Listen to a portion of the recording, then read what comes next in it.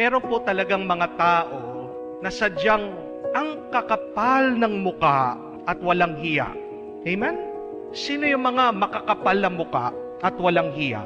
Yun yung mga taong nagkamali na sila, nagkasala na sila, nakasakit na sila sa iyo, pero wala man sa kanila. Anong tawag niya po doon? Hindi ba makapal ang muka? Di ba walang hiya? And to make matters worse, hindi pa marunong humingi ng pasensya, hindi pa marunong humingi ng tawad, hindi man mababasa sa labi nila yung salitang sorry. Kaya nga ang kapal-kapal ng muka, mga walang hiya.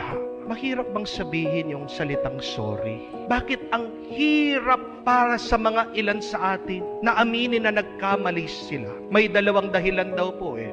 Una, nahihiya. Pangalawa, kasi pag inamin mo nagkamali ka at nagpasorry ka, lumilitaw ka daw na mahina.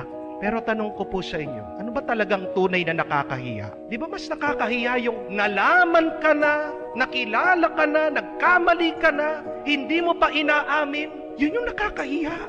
At ano ba ang tanda ng kahinaan? Hindi po mahina ang mga taong hihingi ng sorry. Hindi po kahinaan yung humihingi ng patawad. Actually, it is the opposite eh. Pag humingi ka ng tawad sa isang tao, that is a sign of strength. Yun ay tanda ng lakas at ng tatag. Bakit? Ang hirap ngang sabihin yung salitang sorry eh. Ang hirap nga na humingi ng tawad, pero nagawa mo pa. Hindi po ba lakas yun? Tanong, si San Pedro ba humingi ng tawad sa Panginoon? Hindi rin po, no? Kahit na paano mo pagbalabalik-tarin ang ebanghelyo, hanapin mo, wala kang makikita nakasulat, nabanggit na sinabi ni San Pedro, Panginoon, pasensya ka na. Nagkamali ako. Lord, sorry, 3 times, dininay kita. Wala! Pero meron tayong ibang narinig. Meron tayong ibang nakita. Peter did not apologize to the Lord. Yes. But Peter said to the Lord, I love you. And Peter showed this love in his mission and in his sacrifice on the cross.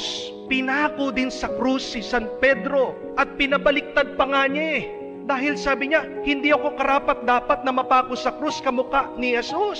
Ibaliktad niyo ang krus. Kaya nga po ang paalaala sa atin, kung hindi ka makakahingi ng tawad, kung mahirap para sa iyo ang humingi ng pasensya sa iba, sana naman huwag kang magtipid sa pagsasabi ng mabuti, lalong-lalo na huwag mong titipirin yung salitang I love you.